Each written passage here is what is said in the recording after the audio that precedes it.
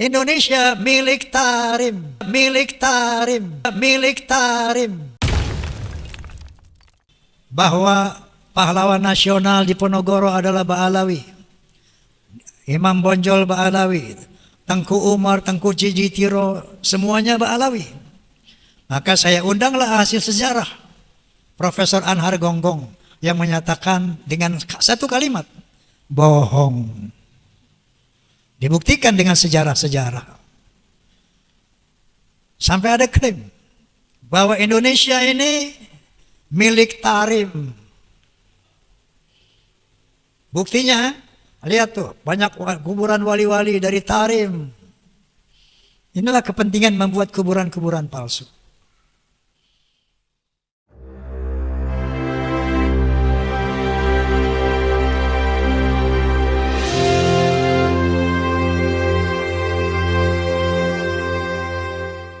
Ada orang gila, dibilang wali. Ada nggak di sini? Orang gila dibilang wali. Karena apa? Ada cerita katanya. Ini orang gila ini beli mobil pakai daun. Pernah dengar itu? Pernah dengar? Beli mobil pakai daun. Ini saksinya ada nih. Ustadz Joko Tingkir. Begitu saya lihat video, adik Joko Tingkir bukan bersaksi, ada gambar Joko Tingkir di situ. Disuruh beli mobil pakai daun, bawa daun setas. Begitu sampai toko mobil, butuh dibuka, jadi duit. Saya tanya beliau, nggak begitu ceritanya, bohong itu. Mana ada daun berubah jadi duit. Tapi ini viral ini, diyakini banyak orang. Padahal kisahnya nggak begitu kata beliau. Ya, mau tahu wali Allah? Mau tahu nggak? Qala ta'ala, ala inna awliya Allah la khawfun alaihim wa la hum yahzanun alladzina amanu wa kanu yattaqun. Ketahuilah sesungguhnya wali-wali Allah itu pertama, la khaufun alaihim. Dia tidak takut akan masa depan. Apa yang akan terjadi nggak takut. La khaufun alaihim wa la hum yahzanun. Dan dia tidak berduka cita atas apa yang telah terjadi. Yang ketiga, alladzina amanu, dia beriman.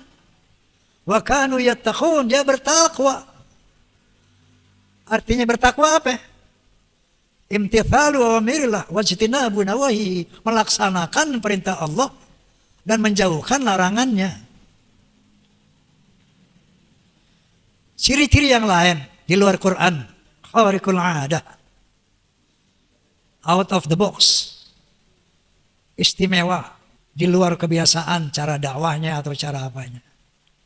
Tapi ciri yang empat ini, qala ta'ala, itu Al-Quran yang bilang. Dia tidak punya rasa takut kepada masa depan, gak punya rasa duka cita yang telah apa yang terjadi.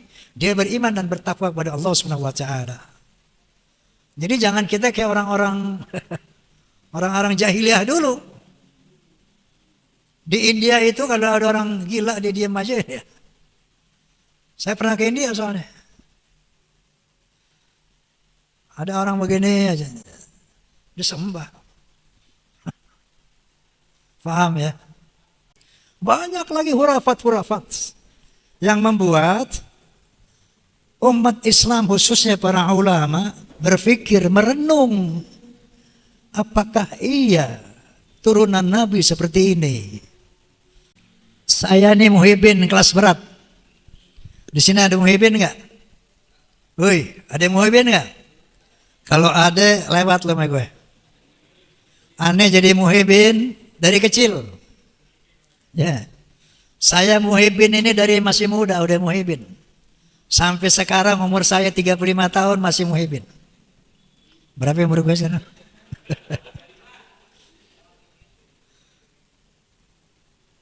Jadi kalau bicara muhibin, lu nggak lawan gue. Seandainya Anda semua telah mengikuti podcast Bisikan Roma, bincang asik bareng Roma, sampai yang kemarin, pasti sudah paham. Pasti Anda sudah paham. Bagaimana persoalan yang sebenarnya. Oke, jadi ketika ada masalah-masalah di kalangan umat Islam, di kalangan bangsa Indonesia, ini kenapa saya katakan penting? Karena ada indikasi-indikasi kaum Ba'alawi ini mau menghegemoni, mau menjajah Republik Indonesia. Contohnya dengan membuat kuburan-kuburan palsu. Banyak sekali kuburan-kuburan palsu dengan nama Habib ini, Habib itu, Habib ini, Habib itu, hampir di seluruh Indonesia dan sebagian besar sudah dibongkar oleh umat Islam. Dan pemalsuan nama daripada para wali. Pemalsuan nama yang sangat viral, yaitu dari Sumo Diningrat, yang diklaim sebagai Hasan bin Toha bin Yahya. Ini diteliti oleh para ahli sejarah. Ternyata ini adalah pemalsuan nama-nama, pemalsuan makam-makam. Kemudian ada klaim-klaim bahwa pahlawan nasional di Ponorogo adalah Ba'alawi. Imam Bonjol Ba'alawi, Tengku Umar, Tengku Jijitiro, semuanya Ba'alawi. Maka saya undanglah hasil sejarah Profesor Anhar Gonggong yang menyatakan dengan satu kalimat, bohong. Dibuktikan dengan sejarah-sejarah. Sampai ada klaim bahwa Indonesia ini milik Tarim. Buktinya, lihat tuh, banyak kuburan wali-wali dari Tarim. Inilah kepentingan membuat kuburan-kuburan palsu. Indonesia milik Tarim. Inna lillahi wa inna ilaihi raji'un. Jadi tidak sederhana ini persoalan. Ternyata ini persoalan berat, besar. Makanya saya katakan, Allah Ta'ala, wala udwana illa ala zalimin. Tidak ada musuh kecuali buat orang-orang yang zalim. Maka jangan digeneralisir. Jangan gebah uyah. Saya yakin sebagian besar Habib-Habib nggak paham ini. Sebagian besar mereka nggak paham. Ada rencana jahat untuk menguasai Indonesia. Makanya kita jangan gebah uyah. Jangan digeneralisir. Hati-hati dalam hal ini. Jadi, alhamdulillah, proses hukum dari PBNU juga sudah berjalan. Maksud saya pengkritisian bahwa mereka bukan hanya memalsukan kuburan-kuburan, bukan hanya memalsukan sejarah Indonesia, bahkan sejarah NU juga dipalsukan. Dan alhamdulillah ketua PBNU telah memerintahkan kepada jajaran NU untuk mencabut buku karangan Lutfi bin Yahya, artinya produk beliau, untuk ditarik dari semua jajaran perguruan Nahdlatul Ulama. Nah, artinya sudah mulai tercium adanya pemerkosaan, pembelokan sejarah PBNU itu sendiri. Nah, saya katakan tadi ini bukan soal kecil, soal besar. Makanya mengatasinya pun harus hati-hati. Jangan terprovokasi sehingga yang berantem di masing-masing pribumi. Ya. Lawan, perang ini, hati-hati. Ntar kita berantem, dia pada ngumpet. Betul. Yang berkelahi pada ini lolo nih. Dia di mana nanti? Dia nonton. Makanya hati-hati. Jangan terprovokasi. Saya juga bilang di podcast saya kemarin, Beb, hati-hati Beb. Jangan nanti provokasi umat. Tega ente, ngadu domba umat. Jadi atasi ini bil hikmah wal mau'izatil hasanah. Dengan ilmu, dengan data, ya. Bukan dengan emosi dan sebagainya. Sebetulnya hal ini gampang. Gampang banget. Oke, kalau dari dasar sejarah masih bisa diutak-atik. Filologi, itu filologi artinya ilmu sejarah peradaban manusia. Menurut Profesor Menahem Ali, ini orang Yaman ini asalnya tuh dari Kaukasus. Bukan dari Arab. Ya. Kemudian secara genetika, gampang kan? Anda bilang di podcast, Beb, ente udah ngomong dulu, Beb, bahwa ketika antum melihat rambut Rasulullah SAW, ente bilang dulu sebelum ada kasus ini, ini nih ada rambut Nabi nih. Siapa yang ngaku-ngaku turunan Nabi, ayo tes DNA. Yang ngomong Habib Rizik sendiri itu. Ayo, siapa yang ngaku-ngaku, tes DNA. Ntar kelihatan nih yang benar yang salah. DNA Nabi kemana, yang lo kemana katanya. Dia sendiri yang ngomong. Tapi sekarang apa yang mereka bilang? Tes DNA haram. Masya Allah. Jadi kalau memang tujuannya lillahi ta'ala, ada apa yang nasab sih? Oh, nasab saya bukan ini. Oke. Selesai kan? Secara sejarah nggak nyambung, secara DNA nggak nyambung, filologi nggak nyambung. Astagfirullahaladzim. Masya Allah para habib, Masya Allah, ana uhibbukum. Ana ini muhibbin. Habib Rizik, Habib Ali Kuitang, Habib Ali siapa lagi itu, Habib Sehan, Habib sahabat aneh semua itu. Apakah dengan ada kasus ini kita harus putus persahabatan? Tidak. Misalnya ente Bib, terbukti bukan duriyah Nabi, so what? Kita tetap bersaudara sebagai sesama muslim, sebagai sesama mukmin. Innamal mu'minuna ikhwatun fa aslihu baina akhwaikum.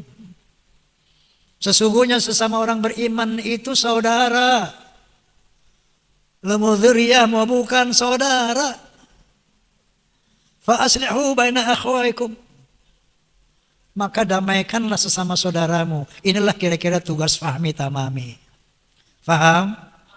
Menjelaskan kepada umat bil hikmah, dengan argumen,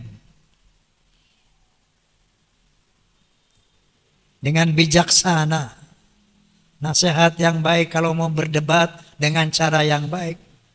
Jadi jangan dengan emosi, jangan dengan marah-marah, caci, jangan. Ini tidak diajarkan oleh Allah cara seperti ini. Paham ya? Ketika ada masalah, yuk duduk bareng.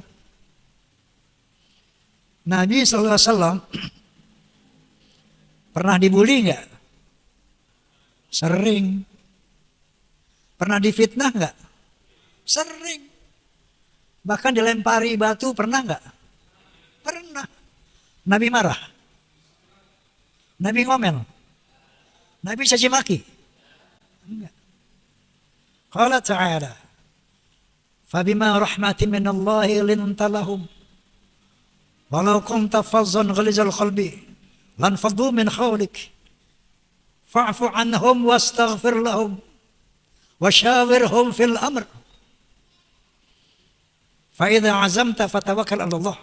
Innallaha yuhibbul mutawakkilin." Shadaqallahul azim. Apa firman Allah kepada Rasulullah? Hanya karena dengan rahmat Allah maka sikapmu menjadi lemah lembut. Kalau kamu bersikap keras, kasar, keras hati, maka mereka akan lari dari sekelilingmu ya Muhammad. Fa'fu anhum, maafkan mereka. Wastaghfir lahum, mohon akan ampun buat mereka. Wasyawirhum fil amr, bermusyawarahlah dengan mereka. Nabi enggak pernah, hei kamu tukang sihir, kamu bohong. Ya Allah hukum mereka, begitu enggak? Enggak. Hei kamu bukan Nabi, hei kurang ajar kamu, begitu enggak? Enggak. Apa kata Allah? Fa'fu anhum, maafkan mereka.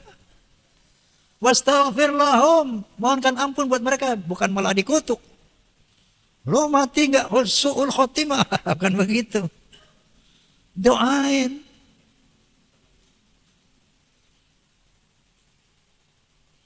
Sekarang pertanyaannya, Nabi sampai dilemparin batu juga nggak marah, nggak mengutuk. Sampai Jibril berbisik sama beliau, ya Muhammad, angkat tanganmu, minta mereka diazab oleh Allah Subhanahu Wa Taala, biar aku nanti menjadi pelakunya, eksekutornya. Aku himpit mereka dengan 2 bukit. Apa kata Nabi? Jangan Jibril. Nabi angkat tangan juga. Allahumma hdi qaumi fa innahum la ya'lamun. Ya Allah, berilah hidayah kepada umatku, mereka enggak tahu. Ampuni umatku ya Allah. Nabi enggak minta ya Allah azab mereka, enggak. Dicaci, azab mereka, enggak. Diludahin, marah, enggak. Kenapa enggak marah? Karena beliau yakin bahwa beliau adalah Rasulullah. Beliau yakin beliau adalah utusan Allah. Coba Musailimah al-Kadzdzab itu siapa itu? Nabi palsu. Siapa namanya? Musodek yang di sini. Musailimah al-Kadzdzab. Begitu bilang, Nabi palsu, kamu marah dia. Dimaki-maki Musailimah al-Kadzdzab, marah dia. Kenapa? Dia merasa dia bukan Nabi. Dikatain marah. Paham? Nabi dikatain Nabi disambitin batu nggak marah. Kenapa? Wa kafa billahi syahida. Cukup Allah yang menjadi saksi bahwa aku Rasulmu ya Rabb. Gak perlu pengakuan mereka, cukup Allah tahu. Wa kafa billahi syahida. Cukup Allah bersaksi, yang menjadi saksi bahwa aku adalah utusanmu. Kira-kira paham ya? Ada lagi satu hal yang ingin saya sampaikan. Kita wajib mencintai Ahlul Bait. Betul? Betul. Kita wajib mencintai zuriyah Nabi. Betul? Betul. Dasarnya mana? Nah, ini para habaib atau kita kebanyakan umat Islam ini baca surat Al-Ahzab 33 ujungnya doang. Innama yuridullahu liyudhiba ankum rijsa ahlal bait wa yutahhirakum tathira. Sesungguhnya aku akan membersihkan dosa-dosamu wahai ahlul bait dan mensucikan kamu sesuci-sucinya. Itu doang ujungnya yang kita pakai. Paham? Lalu kita lihat siapa sih ahlul bait? Menurut surat Al-Ahzab ini siapa ahlul bait? Coba lihat dari ayat 28-nya. Ayat 28 Nabi punya. Ya ayuhan Nabi, kulil azwajika in kuntunna turidnal hayata dunya wa zinataha fata'alaina umatti'kuna wa usarihkuna sarahan jamila. Hai Nabi, katakan kepada istri-istrimu. Nah itu. Ini ahlul bait ini istri si Nabi. Katakan kepada istri-istrimu, kalau kamu menginginkan dunia dan perhiasannya, maka sini, aku kasih kamu apa? Umatti'kun. Mut'ah itu hadiah. Aku kasih kamu hadiah. Tapi aku ceraikan kamu dengan cara cerai yang baik.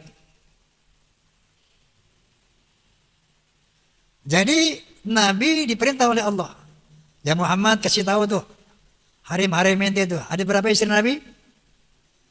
11. Termasuk Siti Khadijah. Jadi yang hidup 10. Kasih tahu tuh istri-istri ente. Kalau dia menginginkan dunia dan perhiasannya, ceraiin. Kasih hadiah dah. Yang dia mau.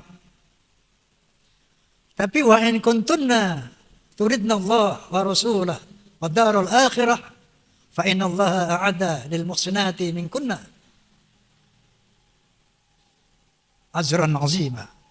Tapi kalau kamu menginginkan Allah dan Rasulnya dan hari akhirat, sesungguhnya Allah akan memberikan pahala yang besar buat orang-orang yang muhsinat, yang muhsinin di antara kalian. Hai istri-istri Nabi.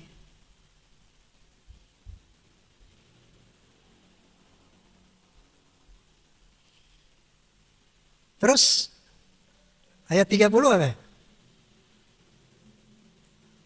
Ya nisa'an Nabi, may ya'ti minkunna bifahishatin mubayyinatin yudha'af lahal 'adzabu dhi'fain. Hai istri-istri Nabi, barang siapa yang di antara kamu berbuat kefasikan yang nyata, azabnya 2 kali lipat. Istri-istri Nabi ini ahlul bait. Kalau kamu berbuat kefasikan yang nyata, azabmu 2 kali lipat loh. Lalu ayat ke-33-nya nih, saya lanjutin. Wa qarna fi buyutikunna wa la tabarrujna tabarrujal jahiliyatil ula. Wa aqimna shalah wa atina zakah wa ati'na Allah wa rasulah. Kamu tinggal di rumah, hai istri Nabi, jangan keluar rumah. Wala tabarrujna tabarrujal jahiliyatil ula. Jangan berkelakuan seperti perempuan-perempuan jahiliyah yang dulu. Wa aqimna shalah, tegakkan salat. Wa atina zakah, laksanakan zakat. Wa ati'na Allah wa rasulah, taati Allah dan Rasulnya. Baru Allah mengatakan, innama yuridu liyudhila ankum rijza ahlal bait wa yutahhirakum tathira. Baru aku bersihkan kamu dari dosa-dosamu dan aku sucikan kamu sesuci-sucinya. Faham? Faham? Jadi siapa ahlul bait? Dalam surah Al-Ahzab ya istri Nabi. Dalam surah Al-Ahzab. Ini kalau kita lihat hadis ada mengatakan ahlul bait itu saya, Ali, Hasan dan Husain, Fatimah. Tapi pada intinya siapapun ahlul bait itu kalau mau dibersihkan dari dosanya, mau disucikan sesuci-sucinya, itu syaratnya tadi. Jangan berkelakuan kayak orang jahiliyah dulu. Harus menegakkan sholat, harus bayar zakat, harus taat kepada Allah dan taat kepada Rasul. Baru dibersihkan kesalahanmu, baru disucikan kamu sesuci-sucinya. Paham? Paham? Selama ini kita salah kaprah tentang ini. Sehingga oknum-oknum habaib ujungnya doang dipakai. Innama yuridullah yudhhiba ankum rijsa. Kita ini akan dibersihkan oleh Allah Subhanahu wa taala. Dan kebanyakan kita mengatakan, "Oh, sampai saya cerita waktu zaman saya muda." Saya ceritakan di podcast. Waktu saya muda, ada satu habib mengatakan begini, "Hey, itu kalau ada habib mabok, berzina, berjudi, jangan kata apa-apa. Dia ahli surga." Kenapa? Karena dia dibersihkan oleh Allah dosanya, disucikan sesuci-sucinya. Ini kan Masya Allah harus diluruskan. Kalau enggak kesian mereka juga nantinya. Dan kita salah paham. Kalau ada Nabi salah jangan nasihatin, ada Habib salah jangan nasihatin. Dia disucikan sama Allah. Paham? Paham? Nah jadi sampaikan ini kepada semua. Dengan ilmu, dengan argumen. Bil hikmah wal mi'ajatil hana, dengan nasihat yang baik. Wajadilhum billati hiya ahsan, sampaikan dengan cara yang baik.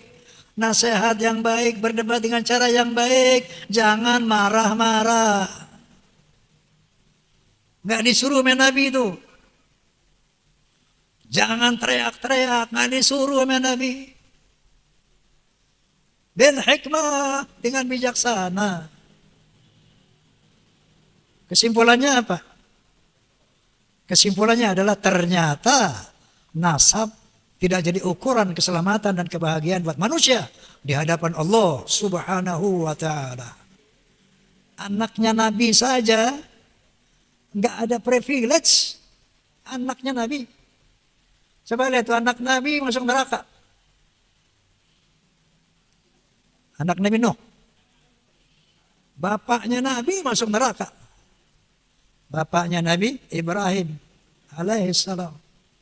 Bininya Nabi masuk neraka. Nabi Lut alaihissalam. Pamannya Nabi masuk neraka. Abu Jahal dan Abu Lahab. Ente siapa? Hei, mau bebas dari neraka emang ente siapa? Kan begitu. Mau bebas dari neraka, itu tadi. Ahlul Bait, jangan berbuat jahiliyah. Salat, bayar zakat, taat sama Allah Ta'ala. Oh, itu baru bersih dah kamu. Masuk surga deh kamu. Paham ya? Kalau udah paham ya udah.